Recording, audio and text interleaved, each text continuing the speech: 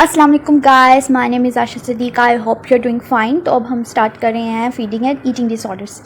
Feeding and eating disorders में जो हम सबसे पहले डिसऑर्डर देख रहे हैं वो पीका है। ईटिंग एंड फीडिंग डिसऑर्डर से आपको क्या लग रहा है कि ये कैसा डिसऑर्डर होगा?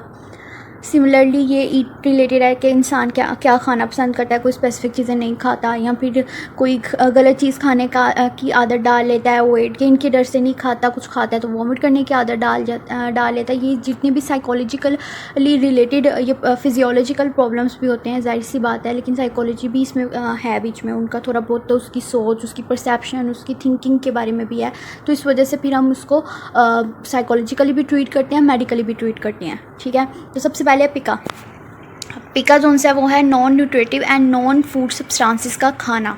ठीक है, गलत चीज़ों का खाना, लाइक पेंट, अक्सर वो जो दीवारों से उतर रहा होता है वो वाले बच्चे वो खा लेते हैं, सीमेंट खा लेते हैं, बच्चे मिट्टी खा लेते हैं, बच्चे क्या भरे भी खा लेते हैं, साबुन खा लेते हैं, कपड़े चबाने, दांत चबाने की आदत, वो नाखून चबाने की आदत है, दांत कह रही थी मैं, सफ़े खा लेते हैं, पेंसिल, रबर, इस तरह की चीज़ें उनको खाने की आदत होती है। तो ये बच्चे भी खाते हैं, बड़े भी खाते हैं। ठीक है, तो यहाँ पे एज कोई स्पेसिफाई नहीं की गई। अब यहाँ पे हम डायग्नोस्टिक क्राइटेरिया देखें, persistent eating of non nutritive non food substances over a period of at least 1 month, के एक महीने से वो ये सब खा रहा है, तो हम उसको पिका डायग्नोस कर रहे हैं। उसके बाद नॉन न्यूट्रिटिव, ये है टाइम ड्यूरेशन। उसके बाद नेक्स्ट जो है वो non nutritive non food substances inappropriate to a developmental level of the individual, कि ये हो सकता है कि वो पहले खाता था, फिर उसने छोड़ दिया, फिर उसने खाना शुरू कर दिया, तो ये इनअप्रोप्रिएट डेवलपमेंटल लेवल है। और एक ये भी चीज़ है कि इसमें डेवलपमेंट में भी अफेक्ट करता है, कि अगर एक बंदा मिट्टी खाता है या फिर कुछ भी इस तरह का नॉन फूड सब्सटेंस खाते हैं तो उसमें डेवलपमेंटल इफेक्ट्स भी आते हैं उस बच्चे पे।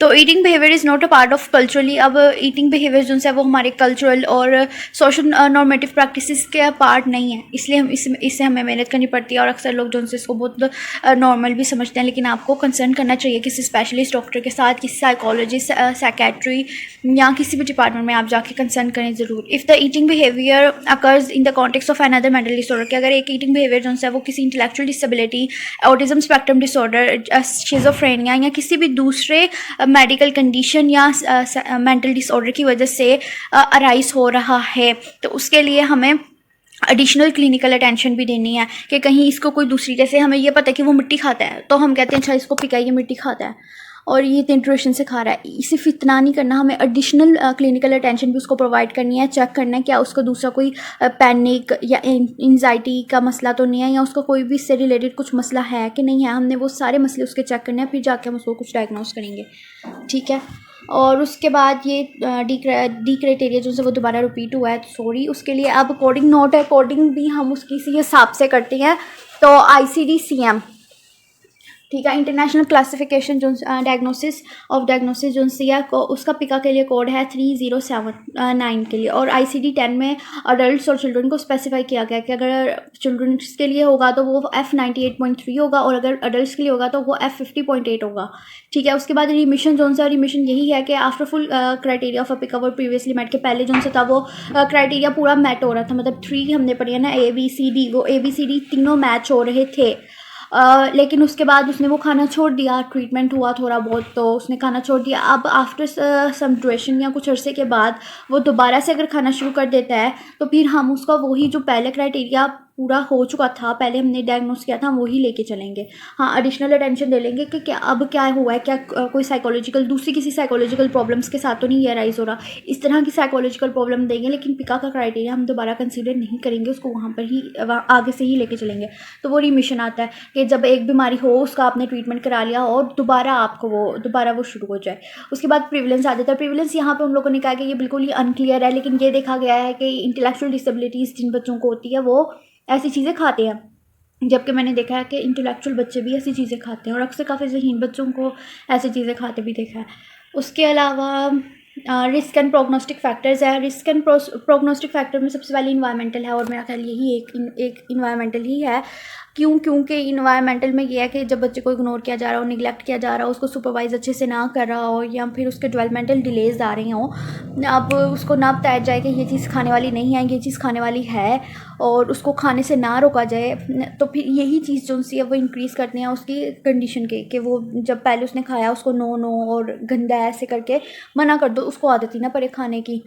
ठीक है, उसके बाद डिफरेंशियल डायग्नोसिस देखें। डिफरेंशियल डायग्नोसिस में पहले है अनोरेशिया नर्वोसा। अनोरेशिया नर्वोसा जिनसे ये है ईटिंग डिसऑर्डर है जिसमें इंसान को डर होता है कि उसका वेट ना गेन हो जाए। अपने वेट गेन के डर से वो बहुत कम खाता है और बहुत कंट्रोल मैनर में खाता है। पानी भी नहीं पीना, ये भी नहीं करना, वो भी नहीं करना। जबकि पानी आपकी डाइट में वेट लॉस की हो, वेट गेन की हो, किसी भी किस्म की डाइट हो, उसमें कहते हैं कि कम से कम 8 से ज़्यादा गिलास पिएँ या कम से कम 8 गिलास। वैसे आप कोशिश करें 8 से 12 गिलास पानी के ज़रूर पिएँ। उसके बाद फैक्टिशियस डिसऑर्डर देखें। फैक्टिशियस डिसऑर्डर में जब एक बंदा अपनी कोई भी डिज़ीज़ या कोई भी डिज़ीज़ के सिम्टम्स जो हैं वो फेक कर रहा हो, मतलब कि नाटक कर रहा हो, एक्टिंग कर रहा हो कि मैं बीमार हूँ, दूसरों की सिंपथी, अटेंशन, सपोर्ट लेने के लिए, तो वो फैक्टिशियस डिसऑर्डर होता है। तो हम इन दोनों को बहुत आसान है उधर से करने का। अब उसके बाद कॉमोर्बिडिटी देखते हैं। कॉमोर्बिडिटी जी मेरे गले का प्रॉब्लम है तो इसलिए डिसऑर्डर्स जो से हैं most commonly comorbid with pica are autism spectrum या ऑटिज्म स्पेक्ट्रम डिसऑर्डर और इंटेलेक्चुअल डिसेबिलिटीज़ होती हैं। इंटेलेक्चुअल डेवलपमेंटल डिसऑर्डर्स के साथ ये मोस्ट कॉमनली कॉमोर्बिड करती हैं। To lesser degree schizophrenia obsessive compulsive disorder और शिज़ोफ्रेनिया के साथ ज़रा कम करती हैं, लेकिन उनके साथ भी कॉमोर्बिड करती हैं, लेकिन थोड़ा। और ज़्यादातर इसको कॉमोर्बिडिटी देखी गई है ऑटिज्म स्पेक्ट्रम के साथ, इंटेलेक्चुअल डिसेबिलिटीज़ के साथ। उसके बाद पिका एसोसिएट करता है ट्राइकोटिलोमैनिया। ट्राइकोटिलोमैनिया जो है ये हेयर पुलिंग डिसऑर्डर है कि इंसान अपनी जो से स्किन के उसके वाल है ना उसको खींचता है बहुत ज़ोर से। ठीक है, ये आती है एंजाइटी डिसऑर्डर्स में आती है कि जब भी इंसान एंशियस होता है या एंजाइटी में होता है ना, तो वो अपने बाल, अपने सर के बाल, अगर वो लड़का है तो दाढ़ी, मूछें, इस तरह अपने जिस्म के जहाँ पे भी बाल है ना वहाँ से अपने बाल खींचना शुरू कर देता है। उसके बाद है एक्सकोरिएशन जो है ये स्किन पिकिंग है। वो अपनी स्किन को रगड़ता है, खारिश करता है अपनी स्किन पे, नाखून मारता है, बहुत ज़ोर से करता है। और ये जो से 2 डिसऑर्डर हैं ये डिप्रेशन के साथ भी देखे गए हैं कि जब इंसान डिप्रेशन में बहुत गहरे डिप्रेशन में चल जाता है, सेल्फ हेट्रेट आ जाता है, डिसइंटरेस्ट लाइफ से आ जाता है और साथ में वो एंजाइटी कॉमोर्बिड कर रही है और डिप्रेशन के साथ, तो फिर कोई भी ऐसी सिचुएशन जिससे उसकी वो एंजाइटी अटैक हो तो वो अपने आप को चीरता है, इतनी ज़ोर से खारिश करता है कि उधर से खून निकलने लग जाए, स्किन बहुत ख़राब सी हो जाए। Pica can also be associated with avoidant restrictive food intake disorder. Avoidant and restrictive food intake है कि इंसान बहुत कम चीज़ें अपने लिए सेलेक्ट करता है। लाइक अक्सर बच्चे देखते हैं वो वेजिटेबल्स नहीं खाते, मैंने मटर नहीं खाने, मैंने फ़लाँ चीज़ नहीं खानी, मैंने मीठा नहीं खाना, मीठा बिल्कुल भी नहीं खाना, दूध बिल्कुल भी नहीं पीना, दूध वाली कोई चीज़ नहीं खानी, अंडे बिल्कुल नहीं खाने, अंडों वाली कोई चीज़ नहीं खानी। इस तरह की चीज़ों से होते हैं उसको रिस्ट्रिक्टिव फूड इंटेक डिसऑर्डर कहते हैं। तो उसके साथ भी ये एसोसिएट करता है। उसके बाद when an individual is known to have pica, assessment should include consideration of the possibility of gastrointestinal complications, poisoning, infection and nutritional deficiency. कि अगर एक बंदे को पिका डायग्नोज हुआ है या फिर पता है कि इस बंदे को पिका है तो उसका हम गैस्ट्रोइंटेस्टाइनल कॉम्प्लिकेशन सारे देखेंगे कि उसके पेट मैदे में कोई मसला तो नहीं हो रहा, उसको कोई पॉइजनिंग नहीं हो रही, कोई इन्फेक्शन या कोई दूसरी न्यूट्रिशनल डिफिशिएंसीज तो नहीं अराइज हो रही। अब इसी तरह मैंने एक केस देखा था, वो मेरे ख्याल 16-17 की लड़की थी, कॉलेज गोइंग थी वो, तो वो साबुन खाती थी। साबुन खाने की वजह से उसके दांतों में सारी इन्फेक्शन हो गया था और अच्छा खासा इसका इन्फेक्शन हो गया था और वो दांतों से वो इन्फेक्शन उसके ब्रेन की तरफ अराइज़ हो रहा था, क्योंकि हमारे फेस की काफ़ी जो सी नर्व्स हैं वो ब्रेन पे जाती हैं, तो उसकी ब्रेन की तरफ अराइज़ हो रहा था। और ये चीज़ थी कि उसके जो इम्यून सिस्टम बहुत ज़्यादा वीक हो गया था और उसकी भी तबीयत बहुत ख़राब थी, उसकी EEG भी नॉर्मल नहीं थी। तो फिर उसको ड्रिप्स लगाई, उसकी डिटॉक्स किया गया और उसके अलावा फिर काफ़ी उसका भी इलाज हुआ था। और ये मैंने आपको जैसे कि पिछले जब हम कर रहे थे एसोसिएटेड आइडेंटिटी डिसऑर्डर्स और एसोसिएटेड डिसऑर्डर्स वगैरह, तो मैंने आपको कहा था कि मेरा तो दिल करता है कि मैं आपको वीडियोस दिखाऊं और गिफ्ट्स इतने आराम से हर डिसऑर्डर के लिए नहीं मिलते। तो ये कुछ वीडियोस के लिंक्स हैं जो कि मैं डिस्क्रिप्शन बॉक्स में रख दूंगी, तो आप डिस्क्रिप्शन बॉक्स से यूट्यूब पे या यूट्यूब की ही वीडियोस देख लीजिएगा यूट्यूब से। उसके अलावा अब इसकी कुछ ट्रीटमेंट्स हैं, तो ट्रीटमेंट्स हम देख लेते हैं। फर्स्ट लाइन ट्रीटमेंट पिका का है टेस्टिंग फॉर मिनरल और न्यूट्रिएंट डेफिशिएंसीज। इसमें हम सबसे पहले मिनरल एंड न्यूट्रिएंट डेफिशिएंसीज को चेक करती हैं, उनको करेक्ट करती हैं, लाइक जाहिर सी बात है उन पर ये डेफिशिएंसी से करती हैं। अब एक बच्चा था, ये मेरा केस नहीं है लेकिन मैंने सुना ये केस अपने टीचर से, वो कहती कि वो बहुत लाइक बच्चा था, बहुत ज़हीन था, लेकिन वो कागज़ बहुत खाता था। उसके कागज़ खाने की हैबिट की वजह से उसकी स्किन जो सी थी वो इतनी सेंसिटिव और कागज़ की तरह हो गई थी, या वो वैसे बहुत था, और उसकी वजह से स्किन डिजीज़ कोई हो गई थी, क्योंकि वो कागज़ बहुत खाता था। कागज़ खाने की वजह से उसको स्किन डिजीज़ अराइज होने लग गई। इसी तरह अक्सर लोग जो होते हैं वो सिक्का और पेंसिल के सिक्के वगैरह खाते हैं, रबर वगैरह खाते हैं, अक्सर सुना है कि उनके कीड़े पड़ जाते हैं दांतों में। तो इस तरह काफ़ी ज़्यादा इस तरह बीमारियाँ राइज होती हैं। तो सबसे पहले हमने मिनरल और न्यूट्रिएंट डेफिशिएंसीज़ को चेक करना है, क्योंकि इस तरह नॉन न्यूट्रिटिव फूड्स जिनसे होते हैं और नॉन फूड सब्सटेंस सबसे पहले हमारी मिनरल्स पे ही अटैक करते हैं, उनको ही डेफिशिएंट करते हैं। Disappearing as deficiencies are corrected in case concerning eating behaviours disappear. जैसे कि अगर वो दूसरा खाना वगैरह नहीं खाता, जो न्यूट्रिएंट फूड है, जो नॉर्मल खाने वाला खाना है, वो खाना नहीं खाता, उसकी वजह से भी उसकी डेफिशिएंसीज अराइज हो रही हैं। तो फिर हमने उसको खाने के लिए या फिर सप्लीमेंट्स या डिफरेंट चीज़ों से उसकी जो सी डेफिशिएंसीज हैं उनको कंट्रोल करेंगे, ताकि वो माल नरिशमेंट अराइज ना हो। फिर if the behaviour aren't cause by malnourishment और don't stop after nutritional treatment. अक्सर ये भी होता है कि इंसान को जब अच्छा खाना नहीं मिल रहा हो या फिर उसको भूख लगी हो या खाना नहीं मिल रहा हो, तो वो तब खाने का आदी होता है। तो सबसे पहले हमने उसके ये चीज़ देखनी है कि उसको टाइम टेबल के हिसाब से थोड़ी थोड़ी देर बाद कुछ ना कुछ खाने को दिया जाए, ताकि उसको भूख ही ना लगे तो उसका कुछ और खाने को दिल ही ना करे।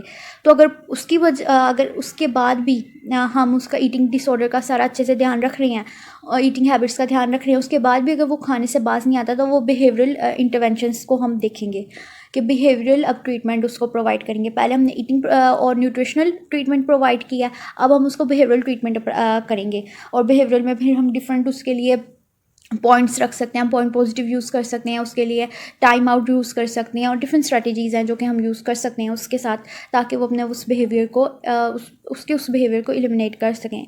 उसके अलावा scientist in the autism community have developed several different effective interventions. क्या वही चीज़ है कि ऑटिज्म कम्युनिटी के जिनसे साइंटिस्ट है, क्योंकि ये सबसे ज़्यादा कॉमोर्बिडिटी हाई कॉमोर्बिडिटी जो इसकी ऑटिज्म और इंटेलेक्चुअल डेफिशिएंसी के साथ है, तो इस वजह से ऑटिज़म स्पेक्ट्रम ने इसके रिलेटेड काफ़ी इफेक्टिव इंटरवेंशंस भी कर रखी हैं, और redirecting the persons attention away from the desired object और रिवॉर्डिंग दैम फॉर डिस्कार्डिंग और setting down the non food item, कि उसकी उस ऑब्जेक्ट के लिए डिज़ायर को कम कर दिया जाए। अगर एक बंदा समझदार है तो उसको तो हम समझा के ये गलत है, ये ऐसे वैसे है, उससे हटा के फिर उसको कहेंगे अगर तुम वो नहीं खाओगे तो तुम्हें कोई ना कोई उसकी पसंद की चीज़ दूसरी जो न्यूट्रिटिव फूड है वो उसके लिए एज अ रिवॉर्ड रख देना, ठीक है।